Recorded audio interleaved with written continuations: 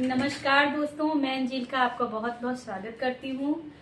मैं आपको एक उस समय का भजन सुनाने जा रही हूँ जब राम लक्ष्मण सीता माता जब सब लोग वनवास के लिए चले गए थे। दशरथ जी ने उनको वनवास के लिए भेज दिया था और उसके बाद वो बहुत विलाप कर रहे थे कि उन्होंने लगा था कि उन्होंने गलत किया, बहुत गलती हो गई उनसे। तो उसी पे ये भजन है, सुनिएगा। अगर अच्छा लगे तो अपनी राय कमेंट करके जरूर बताइएगा।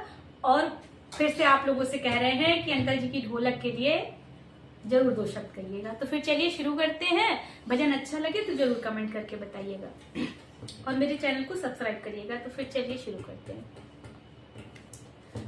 मेरे राम लक्ष्मण सीता, मेरे राम